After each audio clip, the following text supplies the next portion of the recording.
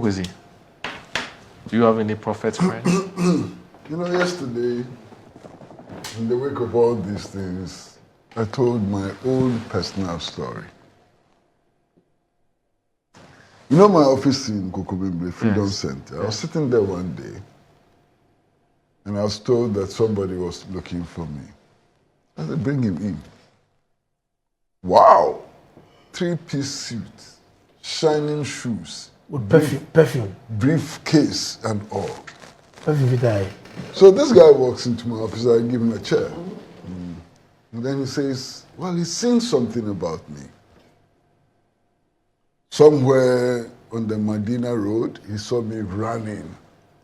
And some people were chasing me with guns, And then there was a big pool of water in front of me, and I jumped into the pool of water. And you drowned. And crocodiles started coming from the water. So I was sitting there watching this man. So when he finished, I said, gentlemen, when was the last time you went to a hospital?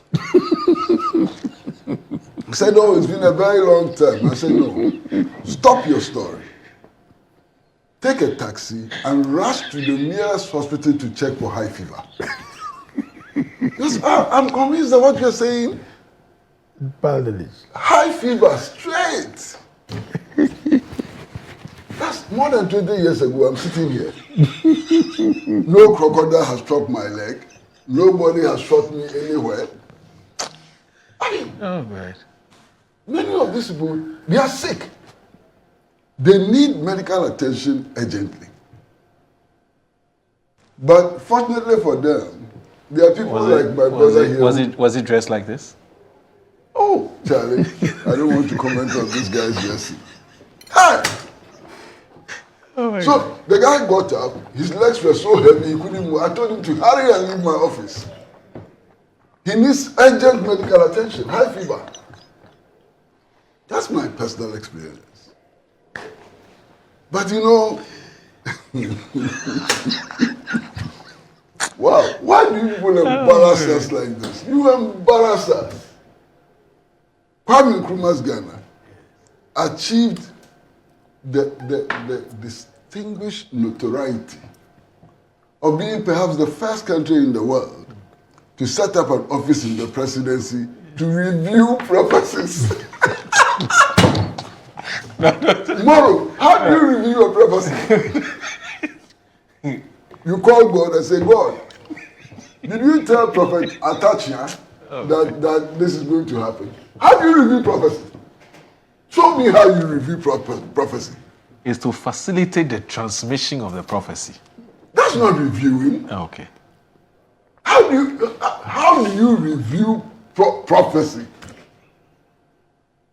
This level of, I have to be very careful with my choice of words. How do you review prophecy? Somebody comes to you and says, oh, I was eating fufu and live soup. And then all of a sudden, I saw Moro's face in my live soup. And this is a message from God. I said, you're going to review that. How are you going to review that? You call God? What is this?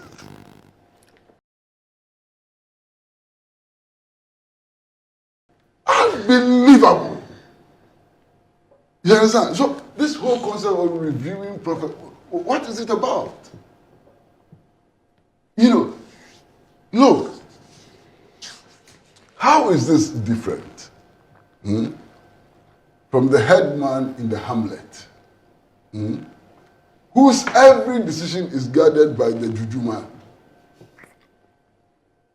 How is this different? Tell me, you were saying that we can equate African traditional religious practice with Christianity and so on. If you go to the hamlet, the chief, if there's a flood, he will call the juju man there, the chief fetish priest, to come and explain why the flood occurred. Ally? Yes. Yes. If there's abundant harvest, the chief priest will come and tell you, how is this different from that practice? Show me how this is different from that practice.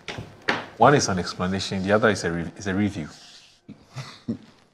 And listen, listen to me very carefully. That guy, whatever his name is, that guy, who said that he saw something about Mahama Bawumia. Yes. And tried, he couldn't get to Mahama Bawumia. Yes. God, of all the 32 million people in Ghana, identified him and gave him a message for Mahama Bawumia, but God forgot to show him how to get to Mahama Bawumia. What nonsense is that? Can you believe it? What kind of God is that?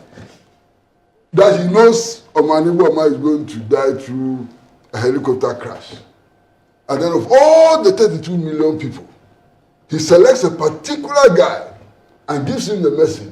And God forgot to show him how to get to Mahama Bawumia. And you believe this trash? Please, let's wake up small. Let's begin to use our brains. You think that our brains are in our heads for nothing?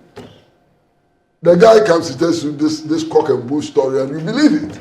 And you actually set up an office to review this. How are you going to review this?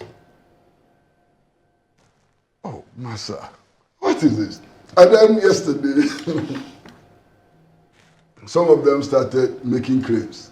That, okay, we agree. We'll submit our prophecies, but we have to pay our transportation, And the challenges. Now you have to pay our transportation. God didn't give you transportation. God who sent you didn't give you transportation. It's the Ghanaian taxpayers' money who should be used to pay for your transportation. One of them was even asking for a car. Give me a car so that it is easier for me to come to the Flagstaff house to give you my prophecy so that you view. And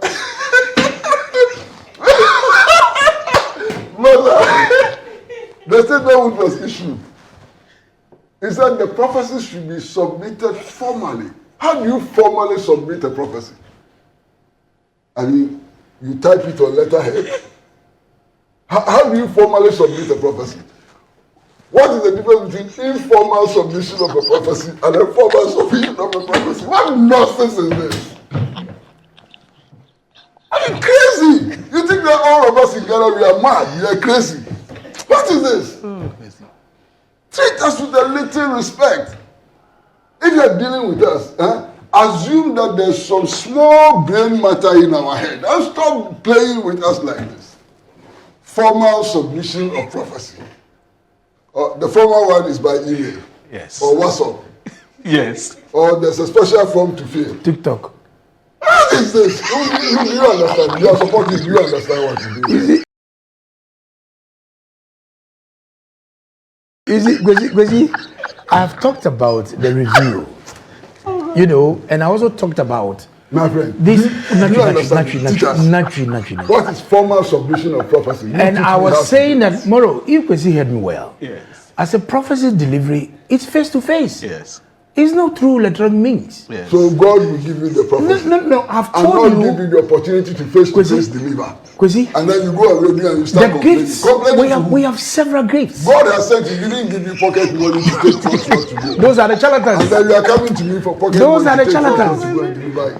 Those are the And charlatans. the whole government sets up a machinery for this foolishness. What is this? Master, let's move on and forget this foolishness. It's too much. I mean, look, show the citizens some respect. Show us some respect.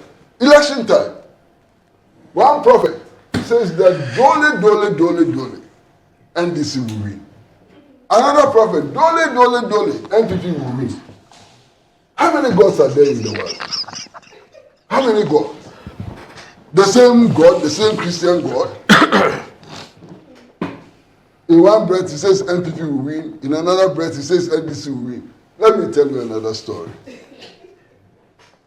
You know Nino, the pilot? Yes. He used to be an MP, I think somewhere in Tema. Yes. Tema Central. Tema Central, Yes. And he told me a fantastic story. He was going to contest elections, and one of these prophets got to him and said, look, God says he has 30,000 votes for you. Okay. But you have to do something to gain the 30,000 votes. It won't come to you automatically. You have to strip naked and run around the Baku runabout 3 times. Jericho won. You know Ninoy. Yes. Just imagine Nino and his size. Nino and his size. Stripping naked and running around the roundabout 3 times for good. Madness! This is what you are setting up a secretariat to review. To review what? This madness? I will tell you another story. What is this madness? Listen, my brother. I contested parliamentary elections in 1986. Okay. And one of my friends... 92 or 86? 86, I think. 86. One of my friends, who was also contesting the election somewhere in Accra, one of the constituencies, I won't mention. At dawn, there's a knock on my door. So I opened the door. Is this my friend, parliamentary candidate? He's wearing this huge white gown. I said, my brother, we have to win this election, so. I said, yes, I know, and that's why we are campaigning, you know. He said, stop the campaign. There's an easier way of winning the elections. So I said, what is the easier way of winning the elections? He said, there is some special malam, Charlie. If you go and see the malam, he will write some things on a board and he will wash it with holy water and put it in a gallon. And everywhere you go, you carry the gallon. Then you'll be drinking the water. You will win the election hands down. So I looked at this man. I said, are you normal? He said, oh, you don't believe me? Okay, I'm going and so on. And he left.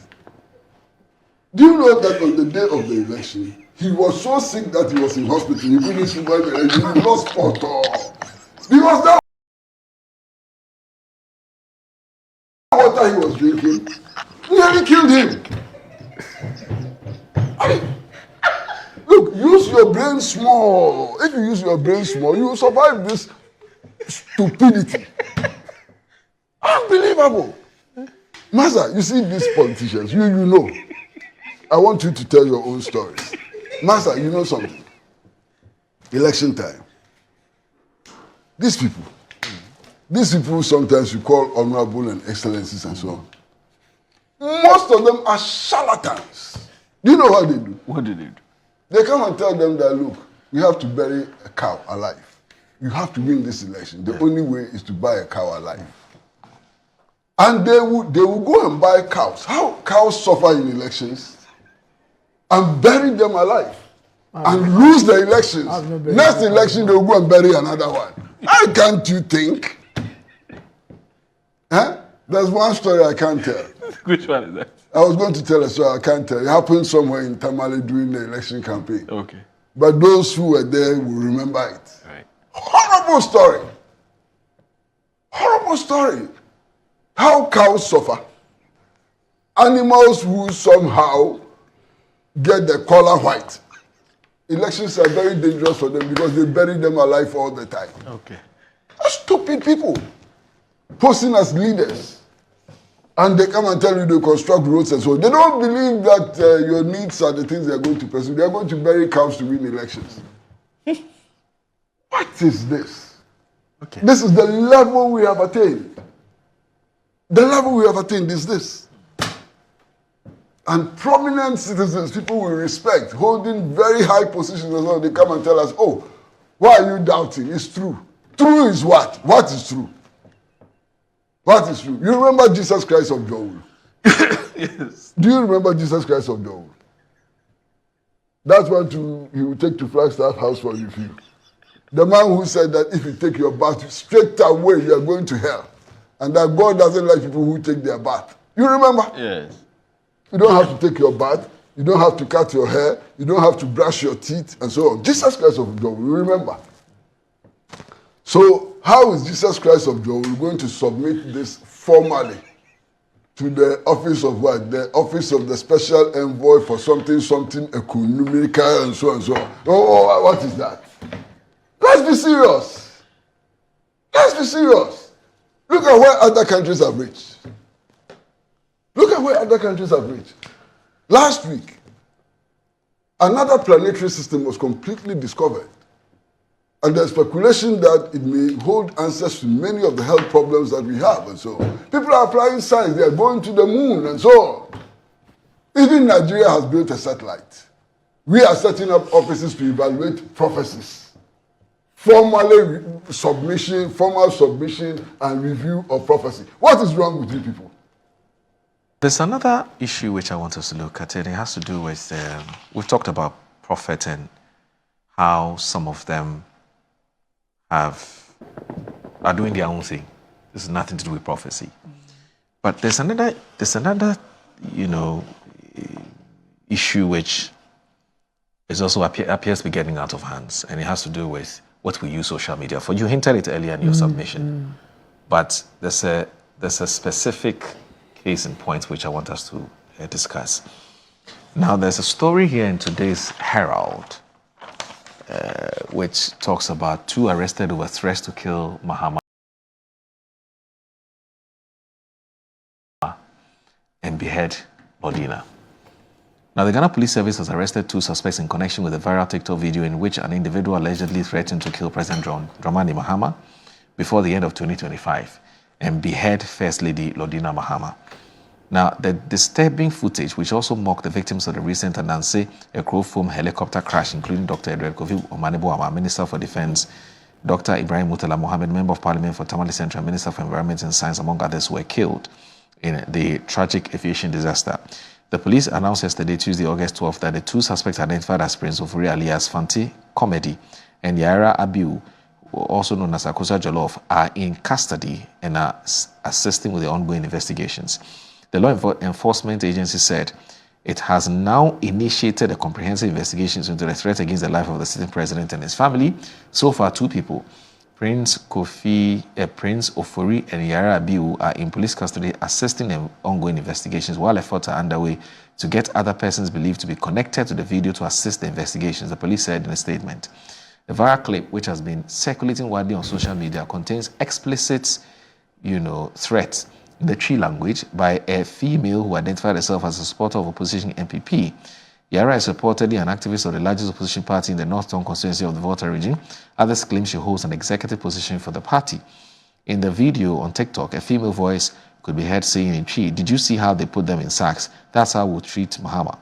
We will make sure to kill him and kill him again and make sure we put him in a cocoa sack, tie it and throw it away." She went on to say, "Have you seen how you have ended up in cocoa sacks? We'll kill Mahama by the end of the year and put him in a fertilizer sack." This is how far we've come. Oh, is he? Sad. What can I say? I mean, sad. Me? Yes. What can I say? This is sad. How did they even think that they could say this, video it, put it on social media and get away with it? That's clearly a certain element of ignorance. Perhaps they didn't even know that if you put something on TikTok, you can be traced and apprehended. Perhaps they didn't even know. Yeah. It's so sad that this is the kind of society we are building. A society in which we are setting up offices for reviewing prophecies. A society in which if you agree with somebody's politics, you plan to kill them and put them in cocoa sacks and throw them away and behead their wives. What kind of society are we building? I feel so very sad, about these developments. Anyway, if you threaten to kill somebody, it's a criminal offense. And let the police do their work. Okay. Moro, it's quite unfortunate, and I've been following this Fante comedy guy on social media a lot, but I'm not sure he means harm. He's one of the fans of it that he's trying to say that, but some of these fans are quite expensive jokes that we don't need to. This is a joke. Can you allow me to finish? But this cannot be a joke. Can you listen to me? Okay. Senior. Okay. Threatening somebody's life is no joke. Yeah. What I'm saying is that he's a social media freak, just getting the camera to make all the kinds of things. I mean, I'm not sure he meant what he wants to do, and I want to appeal to the president to pardon them.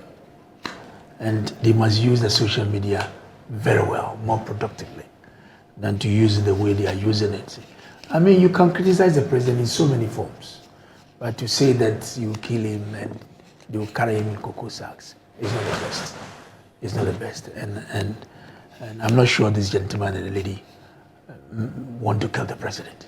So I want to appeal, use your platform to appeal to the president that to issues just treat this with the kid gloves. I mean, and apologize more profusely for what they have done. It's not the best. You seem to have taken this threat very lightly. Is it because you know him personally? I don't know him personally. I've been following him on social media. I know him personally.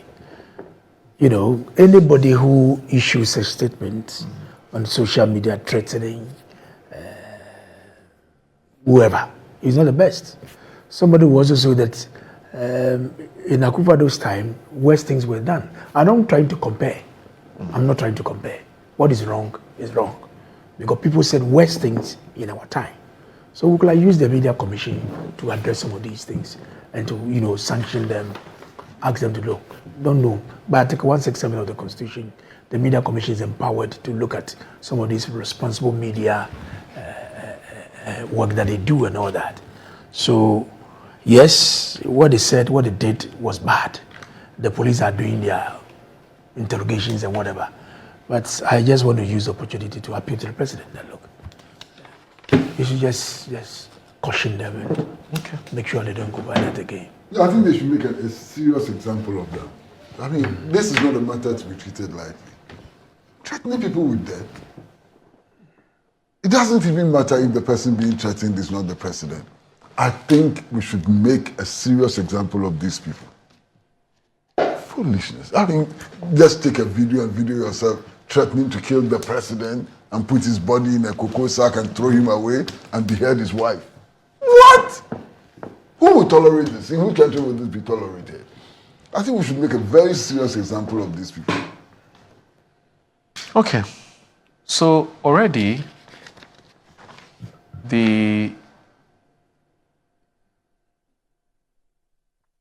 we've had the New Patriotic Party taking a stance that it will not contest the Tamale Central by-election out of sympathy, respect for the dead, and so on. They called upon the NDC to do so, but the NDC has responded. The Deputy National Communications Officer of the party, Akogan, has spoken. He says that the party will contest the Akwetia by-elections. I'm going to look at that story. It's in today's, it's in today's Inquisitor. And it says the NDC is contesting the Akwetia by-elections come the 2nd of September 2025. The decision by the NPP not to contest in the Tamale Central elections is a bad decision they have taken in recent times. It is a ploy to run from defeat and to gain sympathies ahead of the Akwetia elections. This is not the first time that a political party has refused to contest in a by-election. The NDC refused to contest in Ejiso after the demise of John Kuma. We want to put on record that Akwetia seat was in court and was not conclusive until the unfortunate demise of our brother, Ernest Kumi. Let's also be careful of the NPP when they say they are not contesting. In Ablekuma North rerun, the NPP declared that they were not contesting, but in fact, they were the first to hit the ground. Now, my understanding is that Mr. Elvis Free Ankara wants to make a quick response to what we've been talking about. So let's speak to him quickly. Onupa, boss, good morning. Good to have you join us. We're told that you have a quick, comment that you want to make. Yes, I actually have been on other stations, but I've got about 12 messages and calls that have been roasted for dinner on your station. So I just wanted to clarify some issues. Okay. First of all, a lot of the commentary has been that government should focus on governance and leave religious issues to religious people. In any case, we acknowledge that it's not everybody who believes in God, and people are entitled to their beliefs. But you have a country where almost 70% of the populace are Christians, almost 20% are Muslims, so, and the rest are another faiths. So faith plays a very important part in our national lives. Now, a government has a responsibility to ensure that there is social cohesion and peace. Any acts that threatens the social cohesion of a country, of a society, the government has a responsibility to intervene.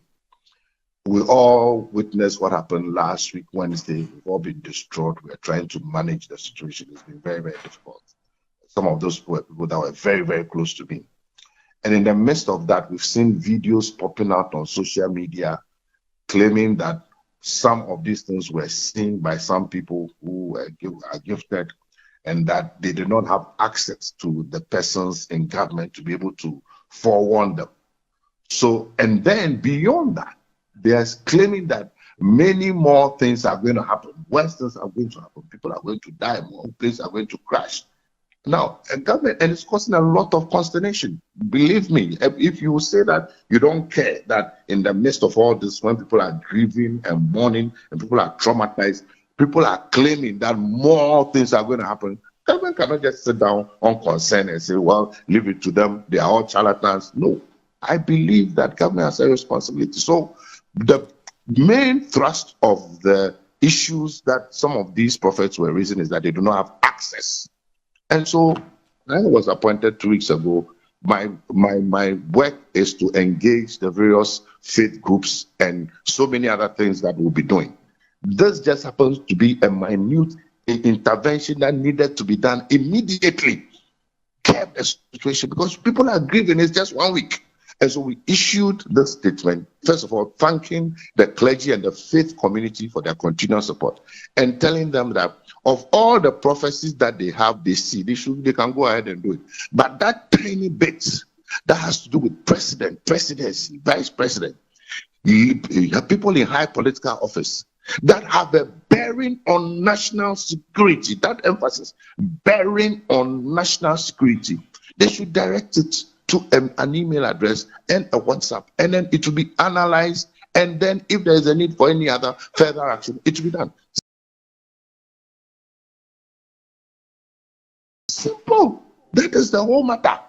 Simple, because they say they are saying these things in the public domain and causing fear and panic because they do not have access. We have created that bypass, that access for you, so that if you have any such issue, put it out there, it will be analyzed, and people say, who will analyze it? All those things are non-issues. Because I have credible men and women of God across this country who have the capacity and there are scriptural basis for doing all these things. We don't have time. I could take you through scripture by scripture. Okay, 1 Thessalonians 5:20-21, 1 John 4:1, that talks about test the spirits, and every spirit, not every spirit is of God, and then we should not despise prophecy, but we should wait and assess it. So people are also concerned about the fact that we said it to be what's the word that we use that is causing problems, you know, how we're going to analyze it, or how we're going to review. The word is review. Yes. But if you look at the scripture, when 1 Thessalonians says that do not despise prophecy, but test it, it means that the scripture itself recognizes that you have to review. The scripture on which forms the basis of Christianity says review or analyze. 1 John 4:1, it says test the spirits. Okay, so the scripture is recognized. And then the second question is, who are going to do the review, etc., etc. There are competent, able, credible men and women of God who have proven over 40 years in ministry, 50 years in ministry. We work with all of them. Oh, Pastor, Apostle, this is what has come up. This one, can you look at it? Can you advise us? Can you guide us? Okay, this one is chapped, throw it away. This one, okay, can we speak to the person? And I have already spoken to a couple of the people who made those statements, and some, well, because they are confidential, discussions. I won't go into, but some, you know, that they are no business. Some too, you want to have further discussions and speak to other people so that we can avoid this situation. Can you imagine a situation where in America, when somebody gets up and say Air Force One is going to crash, you know what is going to happen? Okay. And people say, when after all this, do you have powers of arrest? Elvis, unfortunately, we have to end it because our time is up. Master, Elvis cannot get away with what he has said. Okay, I'm ready. Elvis should show us how he's going to review prophecy.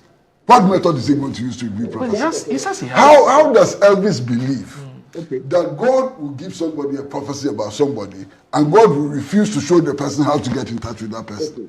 Okay. So let him tell us. Can I respond? Let him tell us.